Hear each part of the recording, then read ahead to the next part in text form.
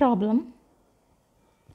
Express the vectors alpha is equal to triad 1 comma minus 2 comma 5 as a linear combination of the vectors e1 is equal to triad 1 1 1 comma e2 is equal to triad 1 comma 2 comma 3 and triad e3 is equal to 2 comma minus 1 comma 1. So ఇక్కడ alpha అనే ఒక వెక్టార్ని ఈ e1 e2 e3 యొక్క linear combination కింద రాయమన్నారు. So ఇలాగా ఒక వెక్టార్ని మిగతా 3 vectors యొక్క లీనియర్ కాంబినేషన్ కింద రాయమన్నప్పుడు మనం ఏం చేయాలి అంటే, సో స్కేలార్ వాల్యూస్ ఎంత తీసుకోవాలనేది మనకి తెలియదు కాబట్టి అలా రాయొచ్చు అని తీసుకుంటాం. తీసుకున్న తర్వాత ఏబిసి అనే స్కేలార్ వాల్యూస్ని ఫైండ్ చేయగలిగితే, ఆ వాల్యూస్ వస్తే కనుక అప్పుడు ఏబిసి వాల్యూస్ని ఫైండ్ చేయగలిగితే అప్పుడు ఆల్ఫాని ఆ 3 e1 e2 e3 యొక్క లీనియర్ కాంబినేషన్ కింద క్లియర్గా రాయొచ్చు అని చెప్పవచ్చు. సో ఇప్పుడు మనం ఇచ్చిన 3 వెక్టార్స్ని రాసుకుందాం. Given vectors alpha is equal to triad 1 comma minus 2 comma 5 e1 e2 e3 ట్రయాడ్స్ని రాసిన తర్వాత సో మనకి ఆల్ఫాని ఈ 3 వెక్టార్స్ యొక్క లీనియర్ కాంబినేషన్ కింద రాయాలి అంటే స్కేలార్స్ అనేవి తెలియాలి. సో ఆ స్కేలార్స్ మనకి ముందుగా మనం ఫైండ్ చేయలేము కాబట్టి సో ఈ ఆల్ఫాని ఆ 3 వెక్టార్స్ యొక్క e1 e2 e3 యొక్క లీనియర్ కాంబినేషన్ కింద రాయొచ్చు అని తీసుకుంటాం. తీసుకున్న తర్వాత ఆ స్కేలార్స్ని ఫైండ్ చేయగలిగితే అప్పుడు ఆల్ఫాని క్లియర్గా ఏబిసి యొక్క లీనియర్ కాంబినేషన్ కింద రాయొచ్చని చెప్పచ్చు. సో ఇప్పుడు light alpha is equal to linear combination of e1 comma e2 comma e3. So ఇక్కడ లీనియర్ కాంబినేషన్ అన్నాము అంటే ఎన్ని వెక్టార్స్ ఉన్నాయో అన్ని స్కేలార్స్ కావాలి. సో 3 స్కేలార్స్ కావాలి కాబట్టి alpha is equal to a into e1 plus b into e2 plus c into e3. A B C అనే 3 స్కేలార్స్ని తీసుకుంటాం. మీరు ఏబిసి అనే స్కేలార్స్ని తీసుకున్నా పర్వాలేదు, pqr అనే స్కేలార్స్ అయినా తీసుకోవచ్చు, a1 a2 a3 అనే స్కేలార్స్ అయినా తీసుకోవచ్చు. సో ఇక్కడ మెన్షన్ చేయాలి where small A B C are scalars. So A B C అనేవి స్కేలార్స్ అనేది ఇక్కడ రాయాలన్నమాట. సో ఇప్పుడు మనకి ఆల్ఫా అంటే తెలుసు, e1 e2 e3 వాల్యూస్ తెలుసు కాబట్టి ఇందులో సబ్స్టిట్యూట్ చేసేసిన తర్వాత a ఇంటూ ట్రయాడ్ 1 1 1 ఇప్పుడు మనం ఏని ఈ ట్రయాడ్లోన ఉన్న ప్రతి ఎలిమెంట్ తోటి మల్టిప్లై చేయాలి. సో ట్రయాడ్ ఏ కామా ఏ ప్లస్ బీని కూడా అలాగే ట్రయాడ్ 1 2 3లో ప్రతి ఎలిమెంట్ తోటి మల్టిప్లై చేయాలి. Triad B comma 2b comma 3b. So next triad plus 2c comma minus c comma c. So ఈ 3 ట్రయాడ్స్కి మధ్యలో ప్లస్ ఉంది కాబట్టి మనం ఏం చేయాలి అంటే ఈ 3 ట్రయాడ్స్ని యాడ్ చేయాలి. ఫస్ట్ ప్లేసెస్లో ఉన్నాయన్నీ యాడ్ చేయాలి. సో 3 ట్రయాడ్స్ని యాడ్ చేస్తే మళ్ళీ మనకు వచ్చేది ఒక ట్రయాడ్ అవుతుంది. సో 3 ఎలిమెంట్స్ని ఫస్ట్ ఎలిమెంట్స్ని యాడ్ చేస్తే a plus b plus 2c comma next second elements అన్నిటిని యాడ్ చేస్తే a plus 2b minus c comma third elements అన్నిటిని యాడ్ చేస్తే a plus 3b plus c అవుతుంది. సో ఇప్పుడు ఇది ఒక ట్రయాడే, ఇది ఒక ట్రయాడే, మధ్యలో ఈక్వల్ టు ఉంది కాబట్టి కరస్పాండింగ్ ఎలిమెంట్స్ని ఈక్వల్ చేయాలి. అంటే ఈ ట్రయాడ్లో ఉన్న ఫస్ట్ ఎలిమెంట్ని ఇందులో ఉన్న ఫస్ట్ ఎలిమెంట్కి ఈక్వల్ చేయాలి, ఇందులో ఉన్న సెకండ్ ఎలిమెంట్ని సెకండ్ ఎలిమెంట్కి ఈక్వల్ చేయాలి, థర్డ్ ఎలిమెంట్ని థర్డ్ ఎలిమెంట్కి ఈక్వల్ చేయాలి. సో అలా ఈక్వల్ చేస్తే మనకి 3 ఈక్వేషన్స్ ఏబీసీలో వస్తాయి.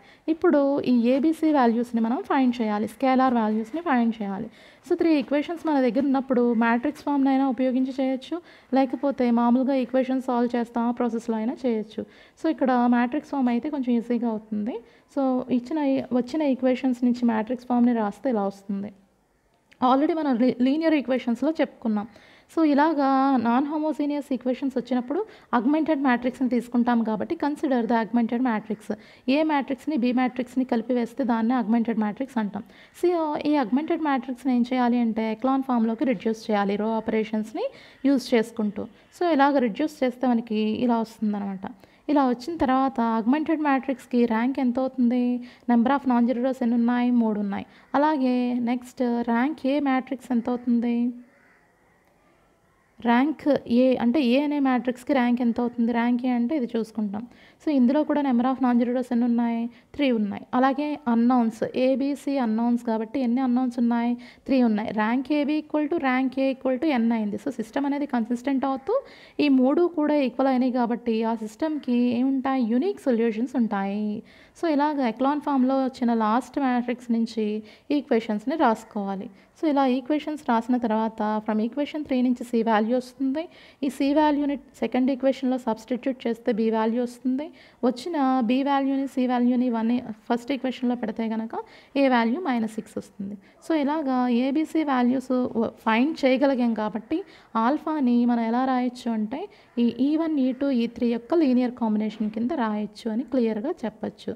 సో ఇప్పుడు మనం ఇలాగా వచ్చిన ఏబిసి వాల్యూస్ని మనం ఫస్ట్ ఈక్వేషన్ని అంటే లెట్ ఆల్ఫాని linear combination of E1 E2 E3 కింద రాసుకోవచ్చు అని తీసుకున్నాం కదా స్టార్టింగ్లో. దాన్ని ఈక్వేషన్ స్టార్ కింద పెట్టుకోవాలి. సో ఆ స్టార్ అనే ఈక్వేషన్లో ఈ ఏబిసి వాల్యూస్ కనుక సబ్స్టిట్యూట్ చేస్తే సో మనకి ఇలా వస్తుంది. సో ఈ వచ్చిన ఏబిసి వాల్యూస్ కరెక్టా కాదా అనేది మీరు చెక్ చేసుకోవాలి అంటే మీరు ఇక్కడ ఆల్ఫా అంటే ఆల్ఫా వెక్టార్ని పెడతారు 1 -2 5 అనేసి. సో ఇక్కడ E1 E2 E3 ప్లేస్లో కనుక E1 E2 E3ని సబ్స్టిట్యూట్ చేస్తే -6 3 2తో మల్టిప్లై చేస్తే మీకు మనకి ఈక్వేషన్స్ వస్తాయన్నమాట. అంటే సింప్లిఫై మనకి వచ్చిన వాల్యూస్ కరెక్టా కాదా అనేది చెక్ చేసుకోవాలి అంటే ఇక్కడ ట్రయోడ్ 1 -2 5 ఉంటుంది, దాన్ని అలా ఉంచండి. నెక్స్ట్ ఈ ప్లేస్లో ఉన్న E1 E2 E3ని మీరు సబ్స్టిట్యూట్ చేస్తే దీన్ని సింప్లిఫై చేస్తే మనకి ఎంత వస్తుంది అంటే ఇంత వస్తుంది. ఇది ఆల్ఫా కాబట్టి సో మీరు ఇదంతా సింప్లిఫై చేస్తే ఈ ఆల్ఫా అనేది ఇంత వస్తుంది అనమాట. అప్పుడు మనకి వచ్చిన ఏబిసి వాల్యూస్ కరెక్టే అని తెలుస్తుంది. సో ఇది ఓన్లీ చెకింగ్ కోసం మాత్రమే. సో ఏబిసి వాల్యూస్ వచ్చేసిన తర్వాత ఇందులో పెట్టేస్తే చాలు. ఇలా పెట్టాము అంటే క్లియర్గా therefore alpha can be expressed as linear combination of E1 E2 E3. So అది ఈ problem. Next show that alpha is equal to triad 2 -5 3 in R cube cannot be expressed as a linear combination of the vectors E1 triad 1 -3 2 E2 triad 2 -4 1 -1 E3 triad 1 -5 7. So ఇక్కడ R³/R ఇక్కడ మనకి R³ అన్నారు అంటే vector space అని అర్థం. పక్కన మనకి field అనేది మెన్షన్ చేయకపోయినా ఫీల్డ్ అనేది ఏమవుతుంది అంటే R³ అనేది వెక్టార్ సెట్ కాబట్టి ఆ రియల్ నెంబర్స్తో ఫామ్ అయిన వెక్టార్ సెట్కి ఫీల్డ్ కూడా రియల్ నెంబర్స్తో ఫామ్ అయిందే ఉంటుంది. సో మనకి వెక్టార్ స్పేస్ అనేది ఒక్కొక్కసారి ఇలా ఇస్తారు. ఇలా ఇచ్చారు అంటే దాని అర్థం ఏంటి, పక్కన ఫీల్డ్ ఓవర్ R కూడా ఉంటుంది అని దీని మీనింగ్. సో ఇప్పుడు మనకి ఆల్ఫా అనే ఒక వెక్టార్ని R³/R అనే వెక్టార్ స్పేస్లో ఇచ్చారు. ఇచ్చి ఈ ఆల్ఫా అనే వెక్టార్ని ఈ 3 వెక్టార్స్ యొక్క లీనియర్ కాంబినేషన్ కింద రాయలేము అని ప్రూవ్ చేయమంటున్నారు. సో ఇచ్చిన వెక్టార్స్ని రాసుకున్నాం. సో దీనికి కూడా మనం ఏం చేస్తాం అంటే డైరెక్ట్ స్కేలార్ వాల్యూస్ ఇంత అనేది ఫైండ్ చేయలేం కాబట్టి తీసుకుంటాం ఏబిసి వాల్యూ ఏబిసి అనే స్కేలార్స్ని తీసుకుంటూ ఆల్ఫాని ఈ 3 వెక్టార్స్ యొక్క లీనియర్ కాంబినేషన్ కింద రాయొచ్చు అని తీసుకుంటాం. ఏబిసి వాల్యూస్ని ఫైండ్ చేయగలిగితే ఆల్ఫా అనేది క్లియర్గా E1 E2 E3 యొక్క లీనియర్ కాంబినేషన్ అని చెప్పచ్చు. ఒకవేళ ఏబిసి వాల్యూస్ని మనం ఫైండ్ చేయలేకపోతే ఆల్ఫాని ఆ E1 E2 E3 యొక్క లీనియర్ కాంబినేషన్ కింద రాయలేము. సో ఇప్పుడు మనకి తెలిసిన ఆల్ఫాని E1 E2 E3ని పెట్టి సింప్లిఫై చేస్తే ఇలా మనకి 3 ఈక్వేషన్స్ వస్తాయి. ఇలా 3 ఈక్వేషన్స్ వచ్చిన తర్వాత సో ఇలాగా ఈక్వేషన్స్ వచ్చిన తర్వాత దీన్ని మ్యాట్రిక్స్ ఫామ్లోకి మార్చితే కనుక ఇలా వస్తుంది. సో ఇలాగా ఇవి నాన్ హోమోజీనియస్ ఈక్వేషన్స్ కాబట్టి అగ్మెంటెడ్ మ్యాట్రిక్స్ తీసుకుని దీన్ని ఎక్లాన్ ఫామ్లోకి రిడ్యూస్ చేస్తే మనకి ఇలా వస్తుంది. సో అగ్మెంటెడ్ మ్యాట్రిక్స్కి ర్యాంక్ ఎంత అవుతుంది, 3 అవుతుంది. ర్యాంక్ ఏ 2 అవుతుంది. సో అగ్మెంటెడ్ మ్యాట్రిక్స్ ర్యాంక్ 3 అయ్యి ర్యాంక్ ఏ అనేది 2 అయింది అంటే రెండు నాట్ ఈక్వల్ అవుతున్నాయి కాబట్టి సిస్టమ్ అనేది ఏమవుతుంది, ఇన్కన్సిస్టెంట్ అవుతుంది. నెక్స్ట్ ఆ సిస్టమ్కి సొల్యూషన్ అనేది ఉండదు. అంటే ఏబిసి వాల్యూస్ని మనం ఫైండ్ చేయలేము. ఎప్పుడైతే ఏబిసి అనే స్కేలార్ వాల్యూస్ని మనం ఫైండ్ చేయలేకపోతున్నామో ఆల్ఫాని E1 E2 E3 యొక్క లీనియర్ కాంబినేషన్ కింద ఎక్స్ప్రెస్ చేయలేము, రాయలేము. Therefore, alpha cannot be expressed as linear combination of E1, E2, E3. Next, L of S is called generated by S or spanned by S. ఈ linear స్పానింగ్ని ఏమంటామంటే S తోటి generate అయిన set లేకపోతే S తోటి spanning అయిన set అనేసి చెప్తాం అనమాట. Problem, the subset S is equal to set of vectors triad 1, 2, 3, triad 0, 1, 2, triad 0, 0, 1 of V3 over R generates or spans. Generates అయినా అనొచ్చు, spans అయినా అనొచ్చు.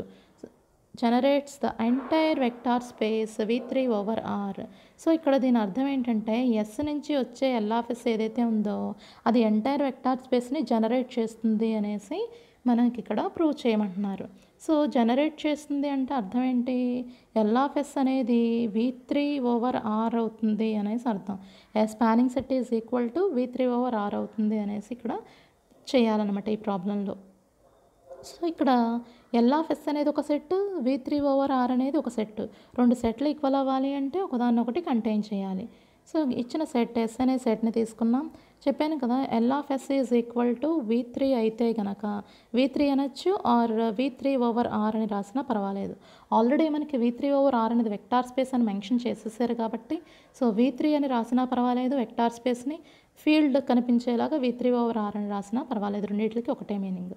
సో ఇప్పుడు మనం L of S is equal to V3 over R అని చెప్పాలి కాబట్టి రెండు సెట్లు ఈక్వల్ అవుతాయని చెప్పాలి కాబట్టి సో మనకి ఎప్పుడు కూడా చెప్పుకున్నాం ఎల్ఆఫ్ఎస్ స్పానింగ్ సెట్ అనేది ఎప్పుడు కూడా వెక్టార్ స్పేస్కి సబ్సెట్టే అవుతుంది. ఇది ప్రూవ్ చేయని అవసరం లేదు, మనం డెఫినేషన్ వచ్చినప్పుడు చెప్పుకున్నాం స్పానింగ్ సెట్ అనేది ఎప్పుడూ కూడా V అనే వెక్టార్ స్పేస్కి సబ్సెట్టే. సో ఇది మనం ప్రూవ్ చేయని అవసరం లేదు, క్లియర్లీ అని రాసేస్తే సరిపోతుంది. సో దీన్ని 1 అని పెట్టుకోండి. నెక్స్ట్ ఏం చేయాలి, ఇందులో వెక్టార్ని తీసుకుని అది ఇందులో ఉంటుందని ప్రూవ్ చేయాలంటే V3 is contained in L of S అని చెప్పాలి. ఇలా చెప్పాలి అంటే ఇందులో ఒక వెక్టార్ని తీసుకుని అది ఇందులో ఉంటుందని ప్రూవ్ చేయాలన్నమాట. సో అందుకోసం V3లో ఒక ట్రయోడ్ని తీసుకోవాలి. V3 అన్నాము అంటే 3 డైమెన్షనల్ వెక్టార్ స్పేస్ కాబట్టి 3 డైమెన్షనల్ వెక్టార్ స్పేస్లో ఏముంటాయి, ట్రయోడ్స్ ఉంటాయి కాబట్టి ఆల్ఫా అనే ఒక ట్రయోడ్ ఏబీసీని మనం తీసుకుని ఇప్పుడు ఏం చేయాలి, ఈ ఆల్ఫా బిలాంగ్స్ టు ఎల్ఆఫ్ఎస్ అని చెప్పగలిగితే అప్పుడు V3 is subset of L of S అవుతుంది కాబట్టి సో ఆల్ఫాని ఎల్ఆఫ్ఎస్లో ఉంది అని చెప్పాలి అంటే ఆల్ఫాని ఎలా రాయగలగాలి, ఎస్లో ఉన్న 3 ట్రయోడ్స్ యొక్క లీనియర్ కాంబినేషన్ కింద రాయగలగాలి. అది మనం స్టార్టింగ్ క్లియర్గా చెప్పలేం, అవుతుంది అని తీసుకుంటాం అంతే. తీసుకుని ఆ స్కేలార్ వాల్యూస్ని ఫైండ్ చేయగలిగితే అప్పుడు clearly alpha is linear combination of L of S అనేసి చెప్పచ్చు. సో ఇక్కడ మామూలుగా తీసుకుంటాం అంతే. Let alpha is equal to మనం ట్రయోడ్లో ఏబీసీ తీసుకున్నాం కాబట్టి లీనియర్ కాంబినేషన్లో వేరే స్కేలార్స్ని తీసుకోవాలి. సో ఇక్కడ ట్రయోడ్లో ఏబీసీ ఆల్రెడీ ఉన్నాయి కాబట్టి వేరే స్కేలార్స్ PQR తీసుకున్నా పర్వాలేదు, XYZ అనే స్కేలార్స్ తీసుకున్నా పర్వాలేదు. ఇక్కడ మాత్రం మెన్షన్ చేయాలి మీరు ఏం తీసుకున్నారనేది. So alpha is equal to ఆల్ఫాని ఎస్లో ఉన్న వెక్టార్స్ యొక్క లీనియర్ కాంబినేషన్ కింద రాయొచ్చు అని తీసుకుని లీనియర్ కాంబినేషన్ కింద రాయొచ్చు అన్నామంటే ఎస్లో 3 వెక్టార్స్ ఉన్నాయి కాబట్టి 3 స్కేలార్స్ తీసుకోవాలి. So alpha is equal to X అనే scalar into triad 1 2 3 plus Y అనే scalar into triad 0 1 2 plus Z అనే scalar into triad 0 0 1 where XYZ belongs to R అనేది ఫీల్డ్ కాబట్టి XYZ అనేవి స్కేలార్స్ కాబట్టి ఫీల్డ్ Rలో ఉంటాయి. ఇప్పుడు మనం దీన్ని సింప్లిఫై చేస్తే కనుక ఆల్ఫా అంటే తెలుసు, తీసుకున్న ట్రయోడ్ A, B, C, అలాగే దీన్ని అంతటిని సింప్లిఫై చేస్తే ఇలా వస్తుంది. సో నెక్స్ట్ ఈ 3 ట్రయోడ్స్ని యాడ్ చేస్తే ఒక ట్రయోడ్ వస్తుంది, ఇలా వస్తుంది. సో ఇది ట్రయోడే ఈక్వల్ టు ఉంది కాబట్టి ఇందులో ఫస్ట్ ఎలిమెంట్ని ఈక్వల్ చేస్తే ఒక ఈక్వేషన్ వస్తుంది. ఆల్రెడీ మనం పైన ఫస్ట్ ఈక్వేషన్ని వాడేసాం కాబట్టి దీన్ని సెకండ్ ఈక్వేషన్ అని పెట్టుకోవాలి. నెక్స్ట్ సెకండ్ ఎలిమెంట్స్ని ఈక్వల్ చేస్తే ఇలా థర్డ్ ఈక్వేషన్ వస్తుంది. థర్డ్ ఎలిమెంట్ని ఈక్వల్ చేస్తే ఇలాగా ఒక ఈక్వేషన్ వస్తుంది, దాన్ని 4 అని పెట్టుకోవాలి. ఇప్పుడు మనం ఏం ఫైండ్ చేయాలి, స్కేలార్స్ని ఫైండ్ చేయాలి. జాగ్రత్తగా గుర్తుపెట్టుకోండి, ఇక్కడ మనం స్కేలార్స్ లీనియర్ కాంబినేషన్లో ఉన్న స్కేలార్స్ ఏం తీసుకున్నాం, XYZ తీసుకున్నాం కాబట్టి లీనియర్ కాంబినేషన్లో ఉన్న స్కేలార్స్ XYZ వాల్యూస్ని ఫైండ్ చేయాలి. ఇక్కడ లీనియర్ కాంబినేషన్లో ఏ స్కేలార్స్ అయితే వాడతామో ఆ స్కేలార్ వాల్యూస్నే మనం ఫైండ్ చేయాలి. జాగ్రత్తగా గుర్తుపెట్టుకోండి, ఇక్కడ స్కేలార్స్ కింద XYZ తీసుకున్నాం కాబట్టి XYZ వాల్యూస్ని ఫైండ్ చేయాలి. సో ఫ్రమ్ ఈక్వేషన్ 2 నుంచి X వాల్యూ వచ్చింది. ఈ వచ్చిన X వాల్యూని థర్డ్ ఈక్వేషన్లో పెడితే కనుక Y వాల్యూ వస్తుంది. వచ్చిన Y వాల్యూని X వాల్యూని ఫోర్త్ ఈక్వేషన్లో పెడితే మనకి Z వాల్యూ వస్తుంది. మనం ఏదైతే స్టార్టింగ్లో ఇలా రాసుకున్నామో దీన్ని స్టార్ అని పెట్టుకోవాలి. ఇప్పుడు ఈ వచ్చిన XYZ వాల్యూస్ని స్టార్లో సబ్స్టిట్యూట్ చేస్తే మనకి ఇలా వస్తుంది. సో ఇలా వచ్చిన తర్వాత మీరు మామూలుగా ఆ వచ్చిన XYZ వాల్యూస్ కరెక్టా కాదా అనేది చెక్ చేసుకోవాలి అంటే దీన్ని అంతటినీ సింప్లిఫై చేశారనుకోండి ఆల్ఫా వచ్చేయాలి. అప్పుడు మీకు వచ్చిన XYZ వాల్యూస్ కరెక్టే అని తెలుస్తుంది. సో ఇది ఓన్లీ చెకింగ్ కోసం మాత్రమే. సో ఎప్పుడైతే XYZ వాల్యూస్ ఫైండ్ చేసామో స్టార్లో పెట్టేయాలి. సో ఎప్పుడైతే మనకి ఇలా XYZ వాల్యూస్ని ఫైండ్ చేసేసాము. ఏమని రాయొచ్చు? Linear combination of vectors in S అని రాయొచ్చు. మీరు చెక్ చేసినప్పుడు ఆల్ఫా వచ్చింది అంటే క్లియర్గా చెప్పేయచ్చు linear combination of vectors in S అనేసి. సో ఎప్పుడైతే ఎస్లో ఉన్న వెక్టార్స్ యొక్క లీనియర్ కాంబినేషన్ కింద కనిపించిందో ఆల్ఫా అనేది ఏమవుతుంది? Belongs to L of S అవుతుంది. సో ఆల్ఫా అనేది V3లో తీసుకుంటే అది ఎందులోకి వచ్చింది? ఎల్ ఆఫ్ ఎస్లోకి వచ్చింది కాబట్టి దీన్ని ఈక్వేషన్ 5 అని పెట్టుకోండి. ఆల్రెడీ ఫస్ట్ ఈక్వేషన్ మనకి ఏమని తెలుసు? L of S is contained in V3 అని తెలుసు. ఇప్పుడు V3 is contained in L of S అని వచ్చింది కాబట్టి రెండు సెట్లు ఏమవుతాయి? ఈక్వల్ అవుతాయి. సో ఇక్కడ V3 రాసినా పర్వాలేదు, V3/R అని రాసినా పర్వాలేదు. సో ఇలా L of S is equal to V3/R అయితే కనుక ఈ ఎస్ అనే సెట్ ఆ ఎంటైర్ వెక్టార్ స్పేస్ని ఫామ్ చేస్తుంది, జనరేట్ చేస్తుంది.